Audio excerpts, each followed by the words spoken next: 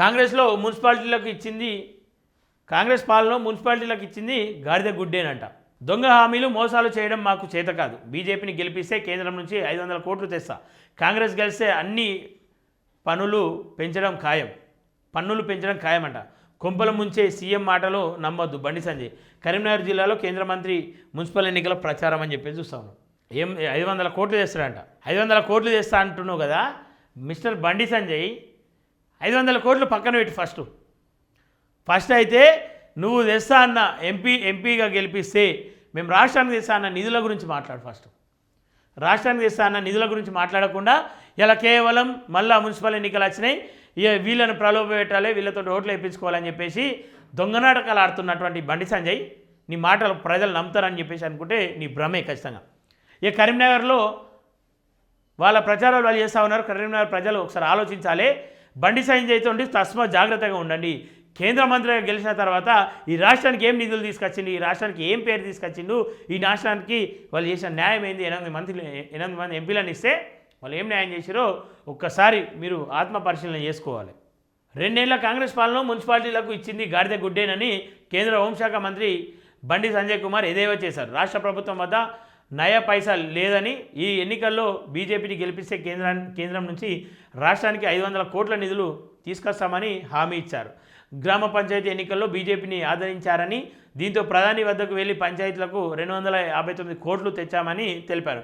Municipal ఎన్నికల ప్రచారంలో భాగంగా గురువారం కరీంనగర్ జిల్లా కేంద్రంలో పాటు ఆ జిల్లాలోని హుజరాబాద్, జమ్మికుంటలో నిర్వహించిన బహిరంగ సభలు, స్ట్రీట్ కార్నర్ మీటింగ్లో ఆయన మాట్లాడారు. బీజేపీని గెలిపిస్తే హుజరాబాద్, జమ్మికుంట రూపురేఖలు మారుస్తామని హామీ ఇచ్చారు. ఎవరు అడ్డొచ్చినా ఎన్నికలు అయిపోగానే హుజరాబాద్ స్టేడియం నిర్మిస్తామని, స్టేడియం నిర్మాణం పనులు మొదలు పెడతామని చెప్పేసి అయితే ఆయన చెప్తా ఉన్నాడంట. సరే ఏదేమైనప్పటికీ మరి సర్పంచ్ ఎన్నికల్లో వాళ్ళే ఇచ్చామని చెప్పి చెప్తా ఉన్నారు కదా. 250 కోట్లు నువ్వు అవునన్నా కాదన్నా కేంద్రం ఇవ్వాల్సిన బాధ్యత ఉంది.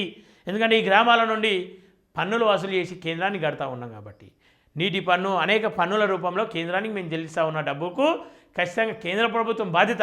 అది ఈ సన్యాసి తీసుకొచ్చిన అని చెప్పి చెప్తా ఉన్నాం. ఎవడు చెప్పాలి అంటే అబద్ధాలు ఆడకుర్రి. రేపు ఈ ప్రభుత్వం ఉన్న ఇవ్వాల్సిందే, లేదంటే వేరే ప్రభుత్వం ఏర్పడ్డా అది ఇవ్వాల్సిన బాధ్యత ఉంది కదా.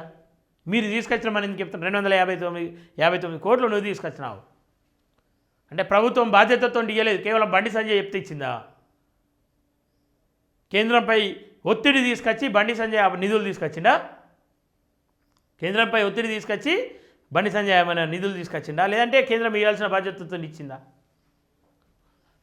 మొదలుపెట్టేలా చర్యలు తీసుకుంటామన్నారు. హుజరాబాద్ అభివృద్ధి కోసం కేంద్రం కేటాయించిన నిధులతో జరిగిన పనులపై ముద్రించిన బుక్లెట్ను ఇంటింటికి పంపుతామన్నారు. 14-15వ ఆర్థిక సంఘం ద్వారా రూపాయలు 19.57 కోట్లు, అమృత్ 16.25 కోట్లు, స్వనిధి ద్వారా 4,377 మందికి 7,63,00,000, పట్టణ మౌలిక సదుపాయాలు ద్వారా రూపాయలు 36 కోట్లు కేంద్రం ఇచ్చిందన్నారు.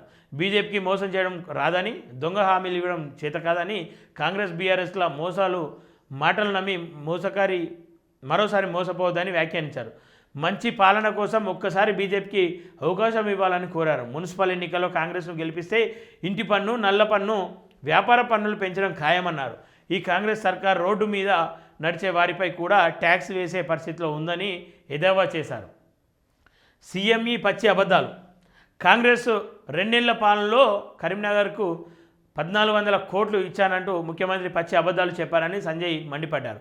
సీఎంకు దమ్ముంటే ఆ నిధులు ఎప్పుడు ఇచ్చారు, ఏ అభివృద్ధి పనులకు ఖర్చు చేశారో శ్వేతపత్రం విడుదల చేయాలని డిమాండ్ చేశారు. అవినీతి కేసుల్లో కేసీఆర్, కేటీఆర్లను ఎందుకు అరెస్టు చేయడం లేదని కేంద్రాన్ని నిందించడం విచిత్రంగా ఉందన్నారు.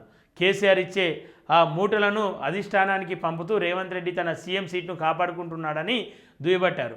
ఆ విషయం ఆయన ఒప్పుకుంటే కేసీఆర్ సంగతి తామే చూసుకుంటామన్నారు. జిల్లాలకు వచ్చిన ముఖ్యమంత్రి బండి సంజయ్ 7 రూపాయలైనా తెచ్చాడా అని అంటున్నాడు. నేను చేసిన అభివృద్ధి పనులు, తెచ్చిన నిధులు వివరాలు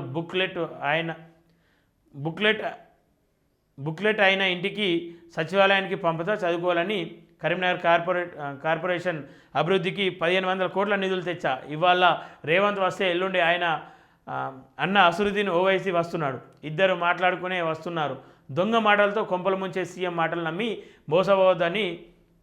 అసలు కాంగ్రెస్ ఇచ్చిన 6 గ్యారెంటీలు అమలు చేశారా? మహిళలకు నెలకు 2500, తులం బంగారం, 4000 పెన్షన్, నిరుద్యోగులకు 2 లక్షల ఉద్యోగాలు ఇచ్చారా అని ప్రశ్నించారంట. సరే, ప్రశ్నించాలి, తప్పలేదు, ప్రతిపక్షంగా ఉన్నారు కాబట్టి, కేంద్ర మంత్రిగా ఉన్నారు కాబట్టి ప్రశ్నించాలి.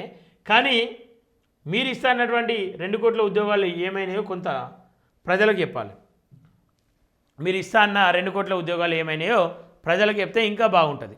ఇంకా ప్రజలకు చెప్పి ప్రశ్నిస్తే చాలా అద్భుతంగా ఉంటుందని చెప్పేసి ఈ సందర్భంగా అయితే కోరుకుంటా ఉన్నాం.